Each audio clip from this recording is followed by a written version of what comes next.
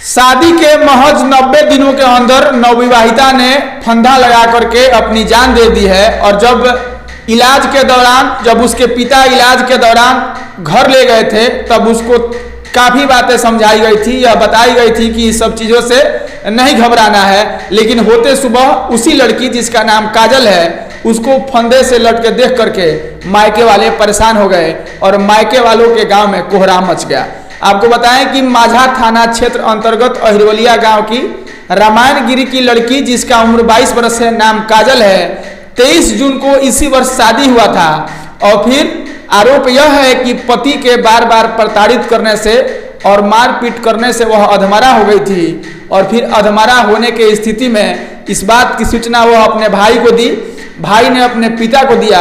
और जब पिता और उसके भाई उसके ससुराल पहुंचे तो उसको बेड पर पड़े हुए देख करके घबरा गए और वहां के नज़दीकी थाना क्षेत्र यानी कि मीरगंज में पहुंचे। और फिर वहां FIR करने से पहले जब काजल का इलाज हो रहा था, इलाज के दौरान जब इलाज करा करके उसको ससुराल नहीं बल्कि मायके ला, उसके पिता मायके लेकर आ गए और फिर उसको समझाया गया, बताया गया। लड़की बार बार आरोप लगा रही थी कि हमारे पति बार बार प्रताड़ित करते हैं और हमको मारते पीटते हैं।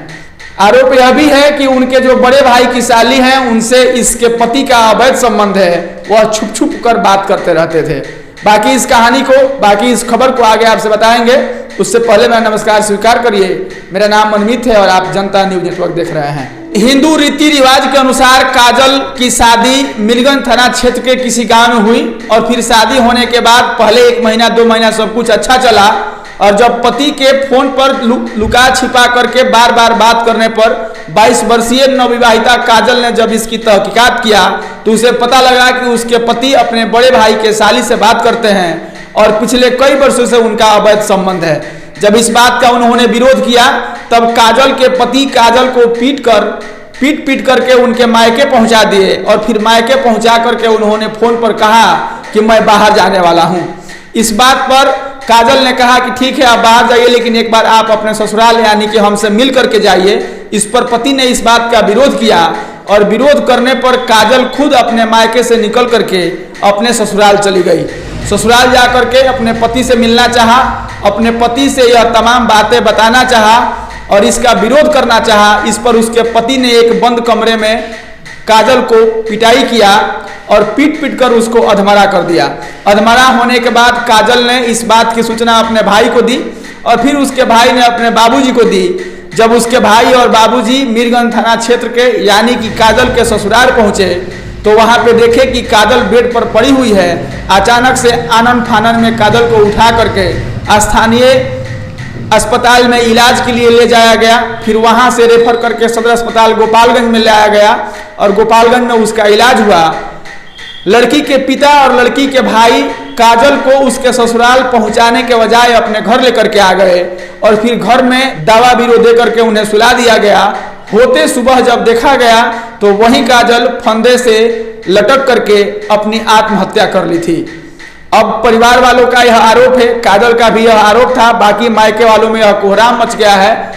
परिवार वाले, उसके पति के परिवार वाले तमाम लोग घर से फरार हैं। और जब काजल के पिता और भाई स्थानीय थाना में जा करके और फिर इस बात की FIR लिखवाते हैं। मीरगंज थाना क्षेत्र के थानाध्यक्ष दिनेश कुमार यादव बताते हैं कि फंदे से लटक कर मौत होने की सूचना हमें मिली है। प्रशासन डेड बॉडी को पोस्टमार्टम के लिए भेज दिया है। बाकी FIR के नाम पर अभी तक मुझे कोई आवेदन नहीं मिला है। जैसे ही मुझे कोई आवेदन मिलेगा मैं इस पर कार्रवाई शुरू कर दूंगा।